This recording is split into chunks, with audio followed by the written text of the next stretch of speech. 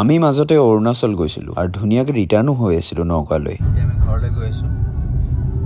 ৰাতিৰ ভিউবিলাকো বহুত ধুনীয়া, কিন্তু কিসমতৰ প্লেন বেলেগ আছিলে। আমাৰ গাড়ী ব্ৰেক ফেইল হৈ গ'ল।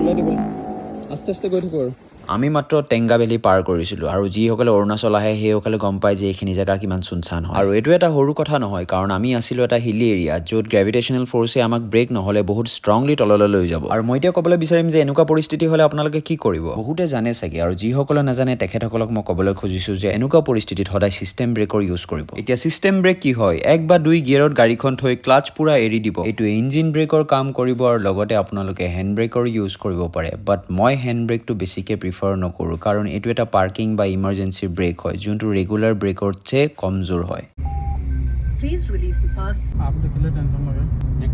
টায়াৰৰ গেৰেজ এখন দেখি আমাৰ মনটো ভাল লাগিলে, কিন্তু এক্সপেক্টেশ্যনৰ মতে আমি হেল্পটো নাপালোঁ। এইবিলাক এটা মেমৰিজ হয়। মই ভাবোঁ মানুহৰ যেনেকুৱাই পৰিস্থিতি নহওক সদায় পজিটিভ থাকিব লাগে। সেকেণ্ড টাইম পাইছোঁ, এবাৰ ফাৰ্ষ্ট টাইম তোমাৰ লগত পালোঁ, অৰুণাচলতে পালোঁ, এবাৰ ছেকেণ্ড টাইম আমি 20ত গৈ আছোঁ। নাফিজ বেচাৰাই বহুতখিনি প্ৰেছাৰ লৈ পেলাই চলালে, এতিয়া বাকীখিনি ৰাস্তা মই চলাম। আৰু এনেকেই আমি পাহাৰৰ পৰা চলাই আহিলোঁ আজি। আগতো মোৰ লগত এনেকুৱা এটা এক্সপিৰিয়েঞ্চ হৈছিলে মোৰ নিজৰ গাড়ীখনত, এইবাৰ নাফিছৰ গাড়ীত হৈছে। আমি সদায় গাড়ী ব্ৰেকছবিলাক চেক কৰি যাব লাগে। দাদা আপুনি কওকচোন আপোনাৰ কেনেকুৱা অভিজ্ঞতা আজি? আচৰিত এটা বাছি আহিলোঁ ন জিন্দগী? বাচি আহিছোঁ।